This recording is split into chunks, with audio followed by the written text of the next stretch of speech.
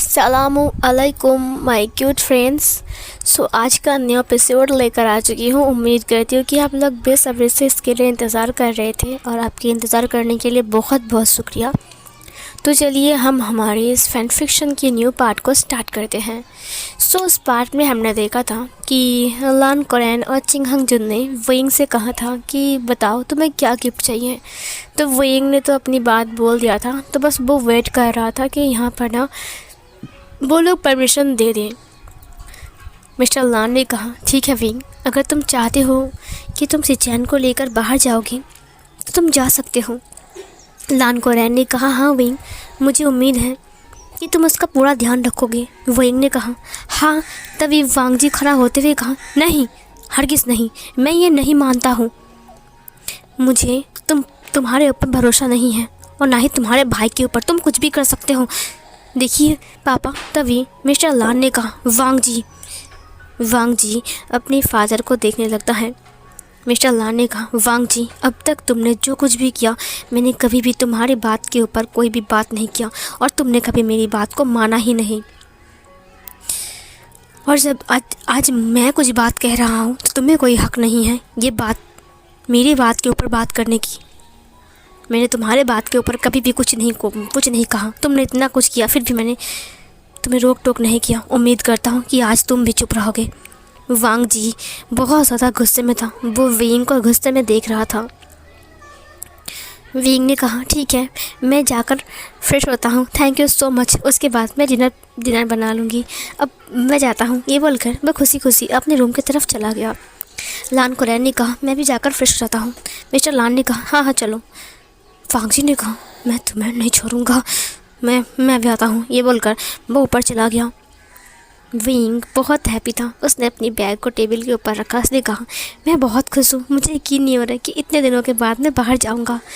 मैं कितना दिन बाहर नहीं गया, सूरज को भी नहीं देखा अच्छे से।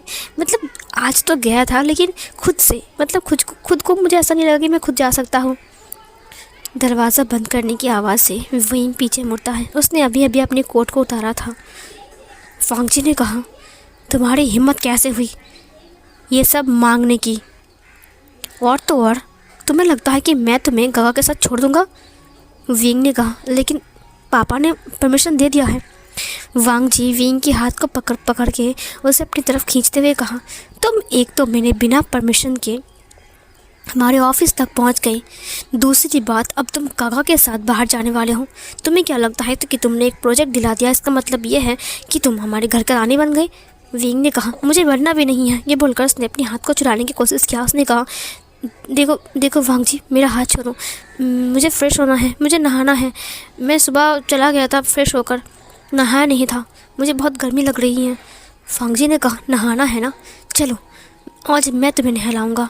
विंग ने कहा नहीं, मैं खुद नहा सकता हूँ।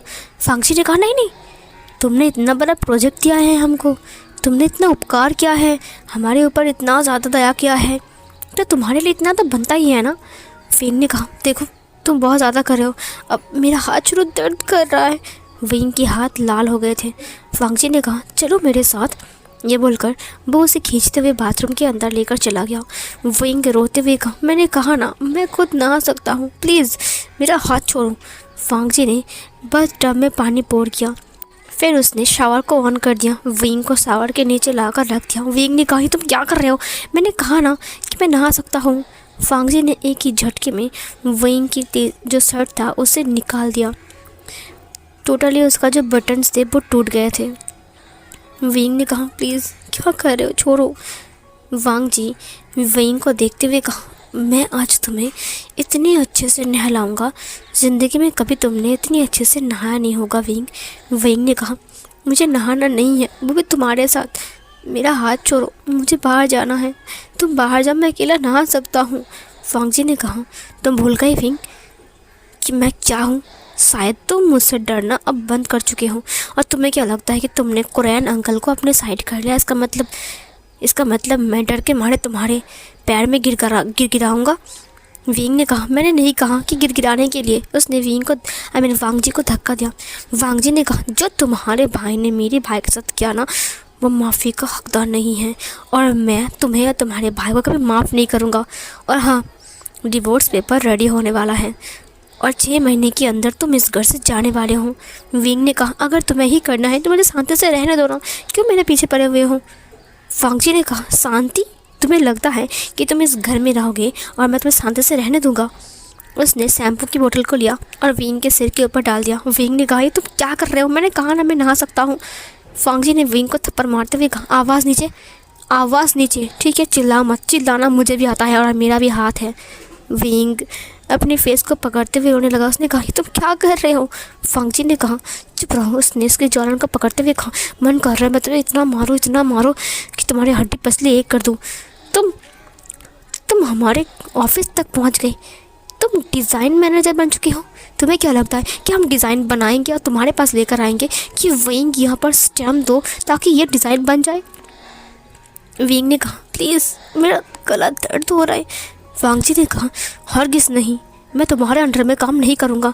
और तुम्हें क्या लगता है कि तुम इतने लायक हो चुके हो कि तुम मेरे डिज़ाइन को रिजेक्ट करोगे और चूज़ करोगे। विंग ने कहा दर्द हो रहा है प्लीज़। फांगजी ने उसकी नेक को छोड़ दिया और फिर उसके हाथ को पकड़ते हुए कहा चलो तुम्हें नहलाता हूँ। ये बोलकर वो उसकी बालों को घिसने लगता है। वो बहुत ज़ोर से घिस रहा था जिससे विंग को पेन हो रहे थे। विंग ने कहा दर्द हो रहा है प्लीज़ ऐसा मत करो प्लीज़। बट वांग जी उसकी बातों को नहीं सुन रहा था। वांग जी ने कहा तुम्हारे बाल बहुत सिल्की एंड स्मूथ हैं और यह शैम्पू काफ़ी अच्छा है, काफ़ी महंगा है। शायद तुमने ज़िंदगी में कभी ऐसा शैम्पू यूज़ ही नहीं किया होगा। पता है ये शैम्पू खास दुबई से आया है। तुम्हारा भाई तो इतना अमीर नहीं है। विंग ने कहा कई गुना अच्छा है। ये बोलकर उसने वांग जी को धक्का दिया। उसने कहा तुम्हारा शैम्पू मेरे शैम्पू से बिल्कुल बदतर है समझी, और तुम्हारे शैम्पू से मेरा शैम्पू कई गुना ज़्यादा अच्छा है जो कि मेरा भाई मुझे लेकर दिया था पेरिस से, समझे। और बिल्कुल भी ये मत कहना कि मेरा भाई गरीब है। ये सुनकर फांगजी ने कहा अच्छा इतना गरीब है कि अपने भाई को बचा नहीं सका, उसे अपने पास नहीं रख सका। मुझे तो यकीन नहीं होता कि तुम्हारा भाई इतनी अमीर है कि तुम्हें 2 वक्त की रोटी नहीं खिला सकता है। मेरे पास भेज दिया। देखो अब तुम्हें कितनी तकलीफ़ हो रही है ना। विंग ने उसे धक्का दिया। उसने कहा निकल जाओ यहाँ से, मैं खुद नहा सकता हूँ। वांग जी ने उसकी बालों को पकड़ते हुए कहा तुम्हें क्या लगता है कि तुम मुझे ऐसी धमकियाँ दोगे और मैं तुमसे डर जाऊँगा। ये बोलकर वो बाथटब के अंदर विंग को लेकर आता है और उसके फेस को पानी के अंदर डुबो देता है। उसने कहा अब बताओ क्या तुम मेरे ऊपर रहना चाहते हो। तुम्हें क्या लगता है कि मैं तुम्हारा नौकर हूँ और तुम्हारे पास आकर बोलूँगा सर ये देखिए मैंने डिज़ाइन बनाया है, प्लीज़ इस डिज़ाइन को एक्सेप्ट कर लीजिए। तुम्हारी हिम्मत कैसे हुई, तुम सीधा मैनेजर बन चुके हो, वो भी डिज़ाइन के। तुम्हारी हिम्मत कैसे हुई। विंग पानी में अपने सिर को ऊपर उठाने की कोशिश करता है क्योंकि उसे सांस लेने में बहुत प्रॉब्लम हो रही थी। वांग जी ने कहा क्या वह विंग तकलीफ़ हो रही है। अब पता चला तकलीफ़ किसे कहते हैं। तुम्हारे भाई ने भी मेरे भाई के साथ ऐसा ही किया है। उसने उसके साथ 40 दिन तक सिर्फ यही किया है, समझे। मैं 40 दिन तक मेरे फादर के साथ मेरे भाई को ढूंढता रहा और तुम्हारे भाई ने जो टॉर्चर किया है ना वो बिल्कुल कहने का लायक नहीं है। ये बोलकर उसने विंग को छोड़ दिया। विंग जल्दी से अपनी फेस को ऊपर उठाता है। उसने कहा क्या। वो हाँफ रहा था, उसे यकीन नहीं हुआ था कि उसका भाई ऐसा कुछ कर सकता है। उसने कहा तुम झूठ कह रहे हो, मेरा भाई ऐसा नहीं है। फांगजी ने कहा मैं झूठ कह रहा हूँ। ये बोलकर उसने विंग को फिर से पानी के अंदर अपनी उसकी फेस को डुबो दिया। उसने कहा पता है तुम्हारे भाई ने क्या किया है। तुम्हारे भाई ने मेरे भाई की हाथ पर कट लगाया है, वो भी चाकू से। और अगर मैं ऐसा कुछ करूँ तो तुम्हारा भाई एक साइको है, समझे। विंग उसे धक्का देता है और पानी से उठते हुए कहा ये तुम क्या कर रहे हो, मैं मर जाऊँगा, मेरी सांसें फूल रही हैं। वांग जी ने उसके बालों को पकड़ते हुए कहा और पता है तुम्हारे भाई ने 40 दिन तक मेरे भाई के साथ सिर्फ ज़बरदस्ती की है। ये सुनकर विंग ने कहा नहीं तुम झूठ कह रहे हो। वांग जी ने कहा मैं तो उतना बेरहम नहीं हूँ जितना तुम्हारे भाई ने मेरे भाई के साथ किया। जब मैं उससे मिला ना तो मैं उसकी बॉडी को पहचान नहीं पा रहा था। वो जंगल के कॉर्नर पर गिरी हुई थी, उसकी बॉडी पर कपड़े नहीं थे। तुम्हें पता है जब मैंने अपने भाई को हालत में देखा तब मुझे कैसा फील हुआ। मैं अंदर तक कांप गया था। उसके सिर कट चुका था, उसकी होंठ कट चुकी थी, यहाँ तक कि उसकी हर जगह पर सिर्फ कटने का निशान था। मैंने तो वैसा कुछ भी नहीं किया विंग। अगर मैं तुम्हें ऐसे करके जंगल के कॉर्नर पर फेंक कर आऊँ तो तुम्हारे भाई को कैसा लगेगा। विंग ने कहा ये तुम क्या कह रहे हो। फांगजी ने कहा मुझे साइको बनने में मजबूर मत करो, समझे। विंग ने कहा मेरे भाई ऐसा नहीं है, वो ऐसा नहीं कर सकता है, मैं सच कह रहा हूँ। वांग जी ने कहा उसने ऐसा ही किया है। ये बोलकर उसने वेंग को ज़ोर से धक्का दिया। वेंग का सिर बटटब के पास जाकर टकरा गया और वहाँ से कट लग गई और खून निकालने लगा। वांग जी ने कहा तकलीफ़ हो रही है। वेंग रो रहा था। उसने कहा तुम मेरे साथ ऐसा क्यों कर रहे हो? देखो, तुम जो कुछ भी जानते हो ना वो झूठ है। मुझे लगता है कि मेरे भाई ने ऐसा कुछ भी नहीं किया था, मैं सच कह रहा हूँ। वांग जी ने कहा तुम्हारे भाई ने किया था, तुम्हारे भाई ने किया था, तुम्हारे भाई ने। और पता है क्यों किया था? क्योंकि तुम्हारे भाई को मेरे भाई से बदला लेना था, समझे तुम? फिर इधर वेंग ने कहा ये झूठ है, मेरा भाई तुम्हारे भाई का दुश्मन नहीं है जो बदला लेगा। वांग जी ने कहा तुम्हें लगता है कि मैं झूठ बोल रहा हूँ? ये बोलकर उसने वेंग को उठा लिया ब्राइडल स्टाइल में। वेंग ने कहा छोड़ो मुझे, तुम क्या करने वाले हो? वांग जी ने उसे धड़ाम से बट टब के अंदर छोड़ दिया। पानी के साथ वेंग धड़ाम से गिरा, पानी नीचे गिर गई, उथल पुथल होने लगा। वेंग ने कहा ये तुम क्या कर रहे हो? वांग जी ने कहा क्या कर रहा हूँ, तुम्हें समझ में नहीं आता? और पता है तुम्हारे भाई ने क्या किया? तुम्हारे भाई ने वो जो सॉल्ट होता है ना और जो चिली पाउडर होता है ना, वो उसने मेरे भाई के घाव में छिड़का ताकि उसे जलन महसूस हो, लेकिन मैंने ऐसा कुछ भी नहीं किया। विंग घबराते हुए कहा तुम ऐसा नहीं कर सकते हो। वांग जी ने कहा कर सकता हूँ। किसने कहा नहीं कर सकता? मुझे रोकने वाला कौन है? मैं तुम्हारा हस्बैंड हूँ। ये बोलकर उसने उसकी मौत को पकड़ लिया। जॉलान को पकड़ा। जॉस को पकड़ते हुए कहा वे वुशियान, तुम्हारे भाई से तुम अच्छे से कह देना कि अगर जो सब कुछ उसने मेरे भाई के साथ किया है अगर वो मेरे साथ करेगा तो फिर आपको कैसा लगेगा? विंग उसे देख कर रोने लगा। उसे वांग जी की बातें सुनकर ही डर लग रहा था। उसने कहा तुम ऐसा नहीं कर सकते हो। वांग जी ने कहा ऑफ कोर्स कर सकता हूँ। किसने कहा कि मैं नहीं कर सकता? मुझे हक है करने का, बदला लेने का पूरा हक है मुझे। विंग उसे अपनी निगाहों से देख रहा था। वो बहुत इनोसेंट लग रहा था। वांग जी ने सब को उठाते हुए कहा मैं तो भूल ही गया, मैं तुम्हें नहाने के लिए लेकर आया हूँ ना। उसने विंग को साबुन से घिसना स्टार्ट किया। विंग ने कहा दर्द हो रहा है, प्लीज़ मुझे दर्द हो रहा है। वांग जी ने कहा दर्द हो रहा है? कहाँ दर्द हो रहा है विंग? मैं कितना प्यार से कर रहा हूँ। कोई भी हस्बैंड अपनी वाइफ को इस तरह से नहीं नहलाता है। पता है विंग मैं तुमसे कितना प्यार करता हूँ, लेकिन फिर भी तुम्हें लगता है कि मैं तुमसे नफरत करता हूँ और तुम्हें टॉर्चर कर रहा हूँ। ये सब प्यार तो है विंग, तुम समझते नहीं? विंग ने कहा प्लीज़ लानजान ऐसा मत करो, तुम ऐसे इंसान नहीं थे। जिस लानजान से मैं मिला था वो तो अलग था ना।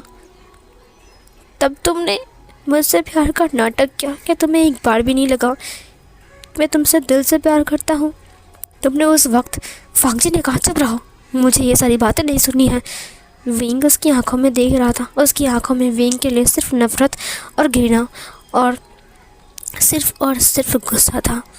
विंग को पता चल गया कि वांग जी कभी भी उससे प्यार नहीं कर सकता है। वो सिर्फ उसका नाटक था और अब ये उसका टॉर्चर है। वो कितना टॉक्सिक है और वो किस लेवल तक जा सकता है विंग को समझ में आ गया। विंग ने कहा कक्कर ने अगर ऐसा किया है तो मुझे उससे बात करना ही पड़ेगा। एक ओमेगा की लाइफ को बर्बाद करने का हक उनका नहीं है। वांग जी एक स्पॉन्ज को उठाता है और रगड़ कर विंग की स्किन को लाल कर देता है। विंग रोता है बट वो कुछ नहीं कहता। उसने कहा तो फिर सिचेन काका को कितना सहन करना पड़ा। अगर उन्होंने कुछ भी किया है ना तो मैं उन्हें कभी माफ़ नहीं करूँगा। इधर वांग जी विंग के ऊपर पानी डालता है। उसने कहा क्या हुआ विंग, तुम कहाँ खो गए? अब तुम झगड़ा नहीं कर रहे हो? विंग चुप था। वांग जी ने कहा तुम्हें लगता है कि तुम झगड़ा नहीं करोगे और चुप रहोगे तो मैं तुम्हें छोड़ दूंगा, तो तुम गलत हो समझे। ये बोलकर उसने विंग को उठा लिया, विंग के ट्राउज़र को निकाल दिया। विंग बस चुप रहता है। विंग को टेबल के ऊपर बिठाने के बाद वह विंग के ऊपर फिर से पानी डालता है और अच्छे से विंग को क्लीन करता है। मैं विंग को देखते हुए कहा पता है मैं तुम्हें जितना भी क्लीन करूँ ना तुम क्लीन नहीं होंगे, क्योंकि तुम उस गंदी नाली के कीड़े जो हो जहाँ पर वो आचिंग रहता है। विंग देख रहा था। विंग की आंखों से आंसू बह रहे थे। वांग जी विंग को ब्राइडल स्टाइल में फिर से कैरी करता है और उसे बेड तक लेकर जाता है। उसे बेड पर फेंक देता है। विंग बेड पर गिर जाता है। वांग जी अपनी शर्ट को निकालता है और फिर वो विंग के ऊपर आ जाता है। उसने विंग को देखते हुए कहा तुम्हें क्लीन किया ताकि ताकि थोड़ा फील आए, बट फिर भी ऐसा लग रहा है तुम अभी तक साफ़ नहीं हुए। विंग सिर्फ रो रहा था, उसने कुछ नहीं कहा क्योंकि उसे पता है वो लाख मना करे, लाख उसे समझाए, लेकिन वांग जी वही सब करने वाला है जो उसके मन में है। वो वांग जी उसकी बात नहीं मानेगा। विंग घंटों तक चुप रहता है और वांग जी घंटों तक उसके साथ वही सब करता रहता है। विंग की आंखें बंद होती हैं, उसकी आंसू उसकी आंखों से निकल रहे थे। वांग जी की हर एक बात उसकी कानों पर गूंज रही थी कि तुम्हारे भाई ने ऐसा किया है, तुम्हारे भाई ने वैसा किया है। उसे यकीन नहीं होता कि उसकी उसकी भाई जो कि उसे इतना प्यार करता है, उसका भाई जो कि इतना अच्छा है, सबकी हेल्प करता है, वो इंसान इस तरह इतना नीच भी हो सकता है। क्या ये रियल है? क्या ये सच है, या फिर झूठ, या फिर किसी और का गुनाह उसके भाई के ऊपर चढ़ाया जा रहा है? ये सब विंग सोच रहा था। विंग ने कहा, अगर ये सब झूठ हुआ ना तो मैं उस इंसान को कभी माफ़ नहीं करूँगा जिसकी वजह से जिशान गगा इतनी तकलीफ़ में झेल रहे हैं। वांग जी ने विंग की फेस को पकड़ते हुए कहा, क्या हुआ विंग, आप तो मुझे रोक क्यों नहीं रहे, या फिर तुम मुझे अपना ये एटीट्यूड दिखा रहे हो? एक बात गौर खोल कर सुन लो, तुम कुछ भी करो लेकिन तुम मुझसे नहीं बच सकते। तुम जहाँ भी रहोगे धरती में, मैं तुम्हें वहाँ से बाहर लेकर आऊँगा और मेरे बेड पर लेकर आऊँगा, समझे? विंग उसकी इतनी घिनौनी बातें सुनकर अपनी आंखों को बंद करते हुए कहा, प्लीज़ तुम्हें जो करना है करो, मुझे ये घटिया बातें सुनाना बंद करो। वांग जी ज़ोर ज़ोर से हंसने लगता है। उसने अपने ट्राउज़र को निकालते हुए कहा, तुम्हें इतना नोचा, इतना काटा, फिर भी तुमने आवाज़ नहीं किया, लेकिन जब ये सब बातें बता रहा हो तब तुम्हें गुस्सा आ रहा है। विंग, याद है मेरे भाई के बारे में? एक बात बताऊं, तुम्हारे भाई ने भी ठीक वैसे ही मेरे भाई के साथ ट्रीट किया था। उसने इतनी घटिया, इतनी गंदी बात बताई कि तुमसे कह भी नहीं सकता। मुझे खुद शर्म आ रही है, समझी? विंग उसे देख रहा था, उसकी आंखों में सिर्फ गुस्सा और रिवेंज दौड़ रहा था। उसने कहा, तुम्हें बदला चाहिए ना? वांग जी ने कहा, हाँ मुझे बदला चाहिए, सिर्फ बदला चाहिए, मैं बदले की आग में जल रहा हूँ। वांग जी ने विंग को देखा। विंग ने अपने आप को दिखाते हुए कहा, तो आ जाओ, टूट पड़ो मुझे, खा जाओ, ले लो बदला, तुम्हारी आस मिट जाए। वांग जी ने कहा, क्या? विंग ने कहा, हाँ, एक भेड़िया बन जाओ, एक दरिंदे की तरह मुझे नोच कर खा जाओ और ले लो बदला, मिटा लो अपनी प्यास। वांग जी ने कहा, क्या तुम मुझसे मजाक कर रहे हो विभूषण? विभूषण ने कहा, मजाक? क्या मजाक? मजाक तो मैं बन चुका हूँ, मेरी लाइफ बन चुकी है। सब लोग मुझसे मजाक कर रहे हैं, मेरी लाइफ खुद मुझसे मजाक कर रही है। मुझे समझ में नहीं आ रहा है कि कौन सा मजाक है और कौन सीरियस है। वांग जी उससे घूर कर देख रहा था। विंग ने कहा, एक ओमेगा हर वक्त सिर्फ यही सोचता रहता कि वो अपनी लाइफ पार्टनर के साथ खुश रहेगा, हैप्पी रहेगा, वो हमेशा उसका ख्याल रखेगा, वो काइंड होगा, वो प्यार से समझाएगा, उससे बातें करेगा, प्यार से प्यार करेगा, मोहब्बत करेगा। उन दोनों के बीच में जो भी दूरियां रहेगा वो लोग खुद से मिटा लेंगे। लेकिन नहीं, मेरी नसीब अलग है, कुछ और है मेरे नसीब में लिखा। मुझे समझ में नहीं आता कि मेरी नसीब पर जब उसने लिखा तब क्या उन्होंने ध्यान नहीं दिया कि मैं ये ओमेगा हूँ और मेरे पास भी एक दिल है। वांग जी ने कहा, ये बहकी बातें कर तो मुझे फुसला रहे हो ना? विंग लेट गया। उसने कहा, नहीं, तुम्हें ये सब बोलना बेकार है। लो, तुम्हें कुछ भी करना है, तुम्हें जो कुछ भी करना है करो, ज़बरदस्ती करोगे ना कर लो, मुझे कोई भी दिक्कत नहीं है। लेकिन एक बात याद रखना लाडवांग जी, वक्त सबका बदलता है। वक्त का पहिया जब घूमेगा और जब हमारा वक्त आएगा, बदल जाएगा, तब देखना कि मैं क्या चीज़ हूँ। विंग की फेस को उसने अपने एक हाथ से पकड़ा और ज़ोर से दबाते हुए कहा, क्या कहा तुमने? विंग ने कहा, दर्द हो रहा है, क्या कर रहे हो? विंग ने कहा, छोड़ो प्लीज़ छोड़ो। वांग जी ने कहा, देखा क्या हो रहा है? विंग, तुम एक कमज़ोर ओमेगा हो, समझी? और हाँ, ये मत भूलो कि तुम सिचैन गगा को ठीक करने के लिए आए हो। सिर्फ और सिर्फ वहाँ पर फोकस करो, तुम्हें ऑफिस जाकर डिज़ाइन बनाने की कोई ज़रूरत नहीं है, समझी? विंग ने कहा, लेकिन ये मेरा सपना है कि मैं एक डिज़ाइनर बनूंगा, मुझे मॉडल्स डिज़ाइनर बनना है। ये सुनकर वांग जी ने कहा, तुम अपनी ख्वाब में बन लेना, मेरे ऑफिस में अगर तुम दिख गए ना तो मैं तुम्हें ज़िंदा खा जाऊँगा। विंग उसे घूर रहा था। वांग जी उसके पैर को अलग करता है और अपने आप को इंसर्ट कर देता है। विंग को बहुत ज़्यादा दर्द होता है। हर रात ये सहते सहते विंग को अब इसकी आदत पड़ गई है। रोज़ रात तो विंग के साथ यही होता रहता है। वांग जी जब चाहे तब विंग को छेड़ता है। उसे पता नहीं चलता कि वांग जी ऐसा क्यों करता है। क्या वो पागल है? क्या उसका दिमाग थोड़ा सा ख़राब है? बदले की आग में वांग जी न जाने विंग को कितना हर्ट करता है। विंग के दिल में जो प्यार था वो धीरे धीरे करके नफ़रत में बदल जाता है। वांग जी के लिए उसका 1% प्यार भी नहीं बचता है। अब वो वांग जी से नफ़रत करता है। वांग जी उसके नेक पर काट रहा था और अपने आप को मूव कर रहा था। वो फोर्सफुली विंग से इंटीमेट तो होता है, लेकिन आज विंग बिल्कुल शांत था। वांग जी ये देखकर हैरान था कि विंग कुछ भी आवाज़ नहीं कर रहा है। वो विंग को थप्पड़ मारते हुए कहा, है क्या हुआ गया तुम्हें? मुझे अच्छा नहीं लग रहा है। पहले की तरह क्यों नहीं कर रही हो? विंग ने कहा। तुम्हें क्या करूँ, चिल्लाओ तुम्हारे लिए? वांग जी ने कहा, ऑफ कोर्स मुझे अच्छा लगता है, समझी? अभी की अभी चिल्लाऊँ वरना। विंग ने कहा, मैं थक चुका हूँ, मुझे नहीं आता है। देखो मैं जो करना है करो, अब मुझे छोड़ो, डिनर बनाना है। वांग जी ने कहा, छोड़ो मतलब क्या है? जब तक चाहूँगा तब तक। और तुम छोड़ो क्यों कह रहे हो? 1 मिनट रुको, ये डिनर विनर मुझे कुछ नहीं पता कि तुम कैसे बनाओगे। जब तक मेरा मन करेगा तब तक मैं यहाँ पर रहूँगा और तुम्हें भी यहाँ पर रहना पड़ेगा। विंग ने अपने फेस को घुमाते हुए कहा, अच्छा तो तुम्हारी मॉम को जाकर बोल दो कि मैं विंग को अपने बिस्तर पर रखूँगा और खाना अब बना लीजिए। वांग जी ने कहा, तुम ही बनाओगे? विंग उसे देखते हुए कहा, तो फिर मुझे छोड़ो। वांग जी ने अपने आप को मूव किया और विंग की कानों में बाइट किया। विंग को दर्द हो रहे थे, विंग रो रहा था। वांग जी विंग को देखते हुए कहा, लगता है तुम ऐसे नहीं चिल्लाओगे। वो उसकी निप्पल को ज़ोर से बाइट करता है। विंग चिल्लाते हुए कहा, प्लीज़ ऐसा मत करो, ये मेरा सेंसिटिव एरिया है, मुझे बहुत दर्द होते हैं। वांग जी ने एक डेविल स्माइल के साथ कहा, तभी तो कर रहा हूँ ना। विंग की चिल्लाने वाले और रोने वाले साउंड सुनकर वांग जी को सुकून मिलता है। जब तक विंग चिल्लाता नहीं है उसे अच्छा नहीं लगता है। सीन कट होता है। वांग जी बाथरूम के अंदर था। विंग दर्द से कर्रा रहा था। उसकी हर जगह पर सिर्फ काटने का निशान था दांतों से, और सिर्फ नोचने का निशान था। विंग बहुत मुश्किल से उठता है। वांग जी फ्रेश होकर बाहर आ गया था। वो बाहर आकर कंप्यूटर से मतलब लैपटॉप में कुछ काम कर रहा था। विंग फ्रेश होता है। वो चल नहीं पा रहा था। वांग जी ने उसके पैरों को इतना लग गया था कि उसके पैर दर्द कर रहे थे। वो नीचे आता है, आते आते वो नीचे गिर जाता है। उसको बस यही डर था कि वो अपना बच्चा ना खो दे। वो बस यही फिक्र कर रहा था, क्योंकि आज वांग जी ने कुछ ज़्यादा ही कर दिया।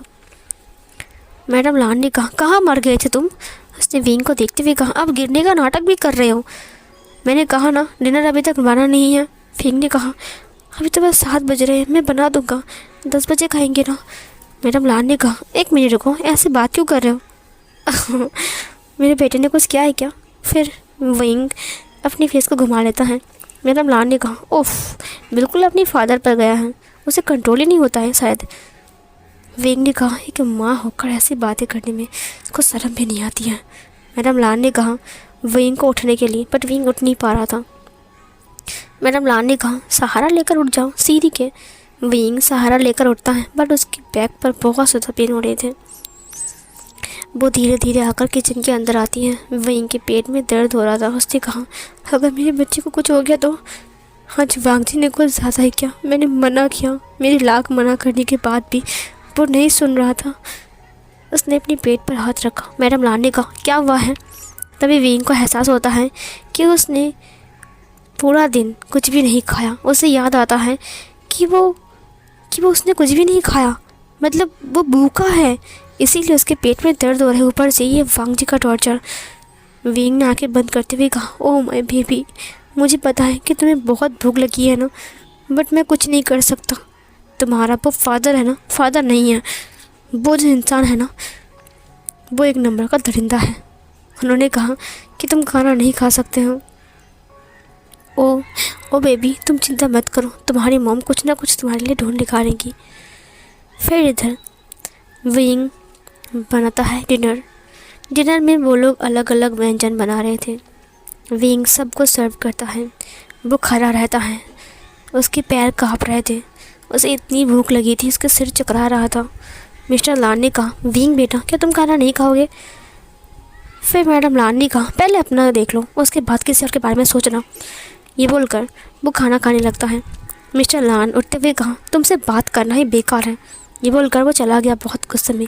मैडम लान ने कहा, हाँ हाँ, मुझसे बात करना बेकार है, लेकिन अपने असिस्टेंट से बात करना बहुत अच्छा लगता है आपको। मिस्टर लान ने कहा। तुम हर वक्त उसे क्यों बीच में लेकर आते हो? मैडम लान ने कहा, वो तुम्हारे बच्चे की उम्र की है और तुम उसके साथ। मैडम लान को मिस्टर लान ने एक थप्पड़ मारा। उसने कहा, तुम्हारी ये गंदी ज़ुबान ना बंद रखो, समझी? और वो मेरे बच्चे की तरह है, मैं उसे अपनी बेटी की तरह मानता हूँ। ये बोलकर वो चला गया वहाँ से। विंग को ये समझ में आया कि मैं असिस्टेंट को लेकर मैडम लान बहुत जेलस है। लान कुरैन ने विंग को देखा। उसे सुबह की बात याद आ गई कि वांग जी ने उसे पनिशमेंट दिया है कि 3 दिन तक उसे कुछ खाना नहीं मिलेगा। विंग कुछ नहीं कहता है। सबका खाना ख़त्म हो चुका था। मैडम लान ने सारा का सारा खाना डस्टबिन में फेंक दिया। इधर विंग के देख रहा था। उसने अपनी आंखों से आंसू बहते हुए अपने माइंड में कहा, खाना फेंक देंगे लेकिन मुझे एक निवाला नहीं देंगे। सारा का सारा खाना फेंकने के बाद उन्होंने बर्तन को देते हुए कहा, जाकर बर्तन धो लो, ठीक है? विंग ने कहा, मुझे बहुत भूख लगी है। मैडम लान ने कहा, तो पानी पी लो। तुम्हें याद है ना कि वांग जी ने पनिशमेंट दिया है? विंग चुपचाप रहता है। वांग जी अपने लैपटॉप को लेकर फिर से काम करने के लिए ऊपर चला गया। मैडम लान भी चला गया। विंग बर्तन धो रहा था। तभी डोर पर किसी ने नॉक किया। तभी विंग ने कहा, इतनी रात को कौन आया है? लान कुरैन ने कहा, तुम रुको, मैं देखता हूँ। लान कुरैन चला गया। विंग बर्तन धो रहा था। लान कुरैन ने विंग को बुलाते हुए कहा, विंग बेटा। विंग लान कुरैन को देखते हुए कहा, क्या हुआ अंकल? लान कुरैन ने कहा, ये लो। विंग उसे देखते हुए कहा, ये पैकेट? लान कुरैन ने कहा, ये तुम्हारे लिए है, खा लो। तुमने कुछ नहीं खाया, तुम्हें भूख लगी होगी ना। मैं भी कितना पागल हूँ ना, जब तुम्हें ऑफिस में लेकर गया तब मैं तुम्हें लंच भी नहीं करवाया, बस तुम कॉफ़ी पिए और कुछ मिठाई, है ना? विंग ने कहा, और एक गिलास जूस भी पिया था, उसी लिए मुझे भूख नहीं लगी थी, लेकिन अब मुझे बहुत भूख लगी है। अंकल कुरैन ने कहा, खाना खा लो, तुम प्रेग्नेंट हो विंग, इस वक्त तुम्हारा ख्याल रखना बहुत ज़रूरी है। लेकिन वांग जी कहाँ समझता है ये बात? विंग ने कहा, मुझे उम्मीद भी नहीं है कि वो समझेगा और मैं चाहता भी नहीं हूँ कि समझे। उसका जैसा हस्बैंड होने से ना होना ही अच्छा है। लान कुरैन ने कहा, तुम खाना खा लो, ठीक है? मैं देखता हूँ, कोई नहीं आएगा, अगर कोई आ गया तो मैं बात करूँगा। विंग ने कहा, विंग रो रहा था। रोते रोते सारे खाने को उसने अनबॉक्स किया। वहाँ पर चिकन सूप था, बन भी थे, पनीर था, कुछ सैलड भी थे और राइस भी था। विंग काफ़ी ज़्यादा हैप्पी था और खुशी खुशी उसे खाने लगता है। वहाँ पर फ़िश करी भी था, विंग का फेवरेट। विंग सब कुछ खाता है। विंग को इतनी भूख लगी थी कि विंग सारा का सारा खाना खा जाता है। खाना खाने के बाद विंग रो रहा था। लान कुरैन ने कहा, मत रो विंग, तुम चिंता मत करो, जब तक तुम इस घर में हो तब तक तुम चाहे कुछ भी हो जाए तुम भूखे नहीं रहोगे। विंग ने लान कुरैन को देखते हुए कहा, thank you so much uncle, अगर आज मैं खाना नहीं खाता तो शायद मैं मर ही जाता। लान कुरैन ने कहा, आप जाकर ये सब फेंक दो, ठीक है, और सो जाना। विंग ने कहा, ठीक है। विंग ये सब कुछ जाकर डस्टबिन में फेंक देता है और फिर वो वापस आता है। वापस आने के बाद वो देखता है कि जो वांग जी है वो लैपटॉप में काम कर रहा है। वो वांग जी से कुछ नहीं कहता। उसे बैक पर बहुत पेन हो रही थी, बट वो पेन किलर नहीं ले सकता है क्योंकि अभी वो प्रेग्नेंट है। इस वक्त अगर उसने पेन किलर लिया तो उसे बहुत दर्द होंगे और बेबी को खतरा भी हो सकता है पेट में। तो फिर वो जाकर चुपचाप बेड पर सो जाता है। वांग जी विंग को सोते हुए देखता है और फिर लैपटॉप को बंद कर देता है। वो लाइट को ऑफ करता है, दरवाजे को अंदर से लॉक करता है और चुपचाप बेड पर आ जाता है। विंग दूसरे साइड में लेटा हुआ था। वो विंग को आकर पीछे से हग करता है। ये देखकर विंग घबराते हुए कहा, क्या वो फिर से? वांग जी फुल नेकेड हो चुका था। विंग को समझ में आ चुका था। उसने विंग को पलटते हुए कहा, क्या हुआ विंग, सो रहे हो? विंग ने कहा, मुझे नींद आ रही है लानजान। वांग जी ने कहा, wing I am sorry but तुम अभी सो नहीं सकते। वांग जी ने कहा, चलो कपड़े उतारो। विंग ने कहा, नहीं। वांग जी ने कहा, नहीं मतलब क्या है? ये बोलकर उसने खुद से ही विंग के कपड़े निकाल दिया। वो फिर से अपनी मनमानी करता रहा पूरी रात भर। विंग ने कहा, मुझे नींद बहुत ज़रूरी है, मैं प्रेग्नेंट हूँ, तुम क्यों नहीं समझते वांग जी? पर वांग जी कहाँ समझ सकता है, वो तो इंसान ही नहीं है ना। विंग उसे समझाना बंद करता है। वो पूरी रात चुप रहता है और वांग जी अपना मनमानी करता रहता है। उसने टेबल के ऊपर देखा तो एक दवा रखी हुई थी। वांग जी जब रिलीज़ होता है और वो सोता है तब विंग उस दवा को देखता है। उसने देखा कि ये बार बार इंटीमेट होने का दवा है। ये देखकर विंग को बहुत ज़्यादा गुस्सा आ गया और उसने उस दवा को खिड़की से बाहर फेंक दिया। विंग ने कहा तो इसकी वजह से ये बार बार मुझसे ये सब कर रहे हैं। ये इंसान है या फिर जानवर? उसने वांग जी को देखा बट वांग जी सो रहा था। सीन कट होता है। नेक्स्ट डे सुबह विंग लैंडलाइन से अपने भाई को कॉल करने लगता है। उस वक्त सब लोग जॉगिंग पर गए थे और मैडम नान सो रही थी। विंग अपने भाई से कहता है कि वो आज सुबह ब्रेकफास्ट करने के बाद सिजन को लेकर पार्क में जाएगा और उससे कुछ ज़रूरी बात भी करेगा। फिर उसने कॉल कट किया। तुरंत उसने फ़ोन से अपने आप को दूरी बना लिया। तभी वांग जी अंदर आ गया। विंग ने सांस छोड़ते हुए कहा, वो गॉड, अगर मैं इस वक्त कॉल को कट नहीं करता तो ना जाने क्या हो जाता। वांग जी ने कहा, मेरे लिए पानी लेकर आओ। ये बोलकर वो ऊपर चला गया। विंग ने कहा, अभी? वांग जी ने कहा, हाँ अभी। वांग जी अपनी दवा को ढूंढने लगता है। उसने कहा, ये कहाँ चला गया? उसने ड्रायर में देखा लेकिन कहीं भी नहीं था। विंग पानी लेकर आया। वांग जी ने कहा, विंग, टेबल के ऊपर एक दवा रखी हुई थी, वो कहाँ गया? विंग ने कहा, कौन सी दवाई? तुम किस दवाई की बात कर रहे हो लानजान? वांग जी ने कहा, अब यहाँ पर था एक दवाई, तुमने देखा? विंग ने कहा, नहीं लानजान, मैंने नहीं देखा, मैं दिन भर इतना काम करता हूँ, मुझे फुर्सत कहाँ है देखने की। ये लो तुम्हारा पानी। विंग ने कहा, ओह गॉड, मैं जाता हूँ यहाँ से। वांग जी ने कहा, बट वो गया कहाँ? फिर विंग वहाँ से भाग गया। वांग जी ने कहा, कुछ गड़बड़ है। ये बोलकर वो नीचे ढूंढने जाता है क्योंकि उसे विंग पर शक हो चुका था। वो डस्टबिन में ढूंढने जाता है। उसने कहा, ज़रूर इसने डस्टबिन में फेंक दिया होगा। जैसे ही वो डस्टबिन पे देखता है तो उसे वहाँ पर खाने का पैकेट मिलता है और बिल भी। ये खाने का पैकेट और बिल देखकर वो समझ गया कि इसको किसी ने ऑर्डर किया था। उसने डेट देखा और उस पर नाम भी विभूषण का ही था। ये देखकर वांग जी ने कहा, क्या विंग ने खाना ऑर्डर किया था? तभी डस्टबिन के बगल में वो कैप्सूल गिरी हुई थी। वो उस शीशे को उठाते हुए कहा, ओह अच्छा, तो ये यहाँ पर है, बट ये यहाँ कैसे आया? उसने बाहर के सीसीटीवी कैमरे को चेक किया। खाने का पैकेट भी विंग फेंक रहा था। ये देखकर वांग जी ने कहा, ज़रूर उसी ने ही मेरी दवाई को फेंकी है। ये सब कुछ विंग का काम था। मैं पहले समझ गया था कि ये विंग छोड़कर कोई और नहीं कर सकता है। सीन कट होता है। विंग नहा रहा था क्योंकि आज वो गगा को लेकर बाहर जाने वाला है, इसीलिए वो थोड़ा अपने आप को रेडी कर रहा था।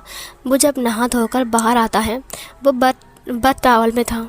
तभी उसने देखा कि वांग जी अपनी बेल्ट लेकर बेड के ऊपर बैठा हुआ है। ये देखकर विंग घबरा गया। वो बहुत गुस्से में विंग को ही घूर रहा था। वो विंग को देख रहा था। विंग ने देखा दरवाज़ा बंद है। विंग काँप रहा था। उसने कहा, क्या बात है वांग जी, तुम बेल्ट लेकर क्या कर रहे हो? और तुमने दरवाज़ा क्यों बंद किया है? वांग जी खड़ा होते हुए कहा, अभी बताता हूँ कि मैंने बेल्ट क्यों लिया है और दरवाज़ा क्यों बंद किया है विंग। तो फिर गाइस, ये वाला पार्ट यहीं पर ही एंड होती है। तो मिलती हूँ नेक्स्ट पार्ट में, तब तक के लिए बाय बाय।